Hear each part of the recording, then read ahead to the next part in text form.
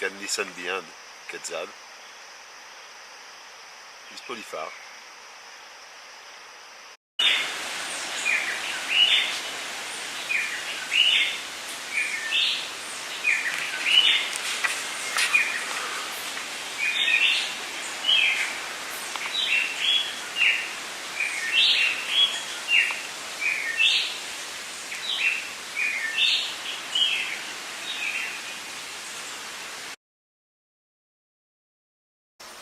So 15 minutes ago we were in Boquete where it was warm, and here we are with this fantastic view. We're surrounded by mountains, we're surrounded by cloud forest.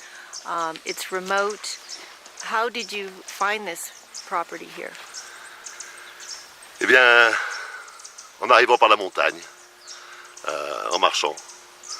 Ça faisait plusieurs années que je marchais à travers les forêts et les montagnes du Panama. Et puis je suis arrivé ici et cette espèce d'angle de prairie qui montait comme ça à travers la forêt et puis la vallée, ça faisait très, très reclus, très monastique en fait. Et avec cette vue sur le volcan Barú, la finca est à entre 1700 mètres et 2000 mètres. C'est une finca, donc c'est une ferme organique, hein, j'ai certifié. C'était la première ferme organique de Panama et je l'ai certifiée il y a 7 ans à peu près. Pendant 8 ans, les parcelles ici n'avaient jamais été abandonnées et donc quand j'ai racheté parcelle par parcelle, j'ai décidé de l'exploiter sous le mode de la permaculture. Petit à petit, j'ai essayé tout et tout a bien marché. Le climat le permet. C'est un climat qui est toujours plutôt frais, avec une abondance d'humidité. Et on a part un petit peu les jours un peu courts qui font un peu monter des fois en graines rapidement.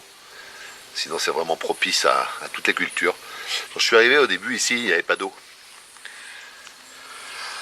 Le barareque, tout ça pour les cultures c'était bien, mais pour établir une maison c'était pas possible. Donc il a fallu chercher de l'eau. Donc, première année en fait c'est ce que j'ai fait. J'ai couru la jungle partout pour essayer de trouver une source qui permettait d'amener l'eau jusqu'à la ferme, parce que nous sommes déjà en altitude et il était difficile de trouver une source qui soit au moins au même niveau que l'altitude de la ferme. Pendant des années, nous avons travaillé quand même dur. Il a fallu monter des terrasses, amener des bambous. Alors petit à petit, je me suis dit, bon, si j'ai besoin de bambous ici, plutôt que de les amener de la vallée, je vais planter des bambous. Donc j'ai trouvé des endroits, j'ai planté des bambous.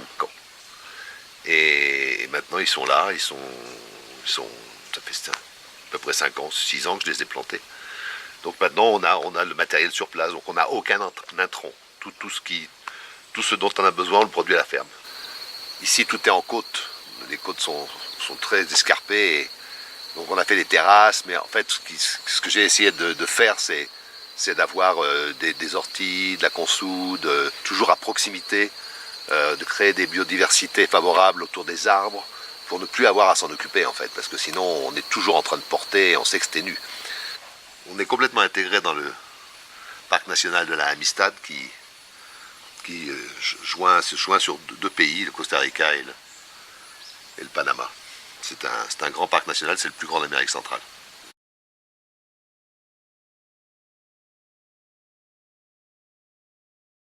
Le seul objectif réel que j'ai, c'est de créer quelque chose complètement en harmonie, un endroit de paix, un jardin extraordinaire où on trouve à peu près tout ce dont on a besoin, qui a été planté petit à petit, et puis qui est là, qui se reproduit après, qui crée un espace assez unique en fait où on rencontre, vu le climat et vu le microclimat, des plantes d'un peu partout.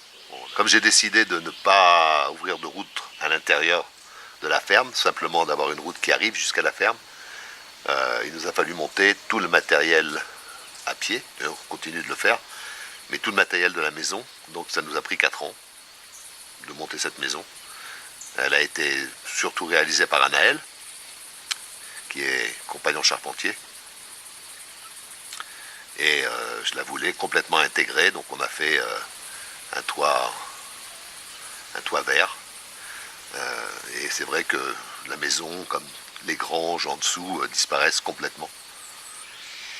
Et puis tout a été réalisé à l'ancienne, donc toute la structure n'a aucun clou, tous les matériaux sont naturels.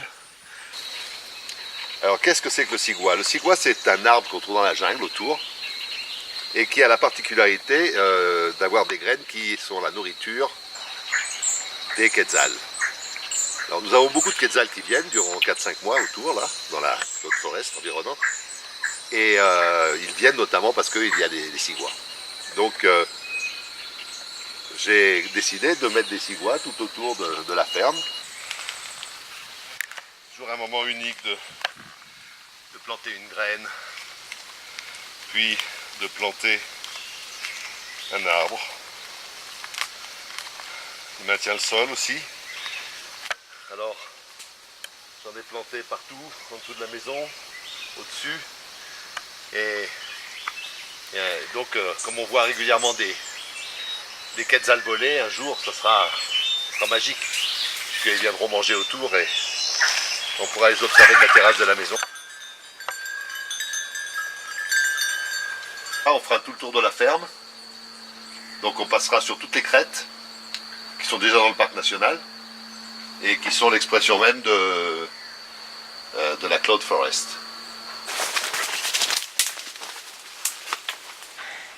Nous arrivons sur les crêtes, une forêt qui est relativement souvent dans les nuages qui nous viennent du parc national, qui est sur les Caraïbes.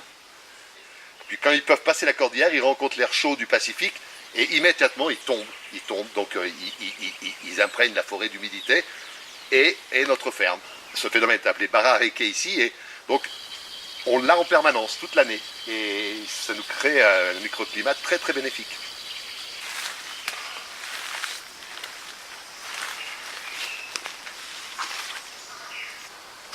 J'ai décidé que c'est là que je resterai pour un moment, parce qu'ils offraient tout ce que je pouvais attendre, un sol parfait,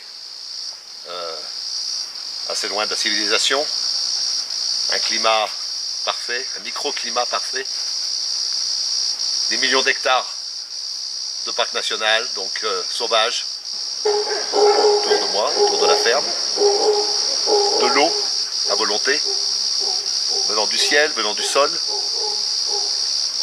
et puis le silence. Ici, quand quelques indices m'alertent, je pars dans la jungle et je reviens avec 10 kilos de chanterelles. Je vois régulièrement des animaux sauvages. Je suis au sein de quelque chose de beau et de rare à l'heure actuelle. Et puis qu'ici on a l'idée peut-être, on a amené l'eau par gravité.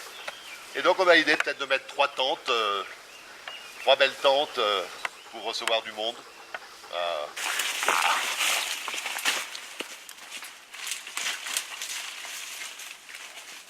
Après avoir fait un an d'études environnementales avec les instances, les autorités gouvernementales, nous avons eu le permis pour utiliser une source qui est dans le parc national. L'eau sort des rochers, donc c'est une eau qui est complètement pure, qui se trouve à 2 km, parce qu'il a fallu trouver une source assez haute pour pouvoir arriver jusqu'au sommet des espaces ouverts de la ferme. Et donc ça nous a pris 5 mois de travail à 4-5 personnes. Et à 20 mètres derrière, donc la selva. Et puis ici, on descend sur 200-300 mètres pour arriver à la maison. Et voilà, donc ici on a 350 macadamias qui sont plantés depuis 2 ans et demi, 3 ans. Et on met des moutons qui mangent toute l'herbe autour. Nos macadamias, regardez, plein de santé, extraordinaire. Yeah.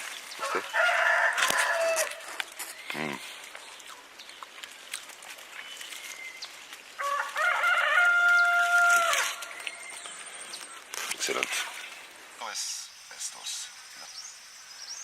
Estos ya están listos a poner.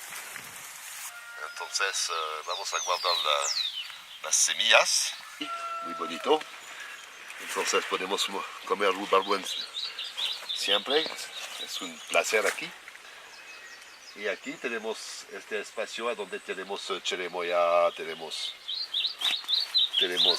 tomate de árbol,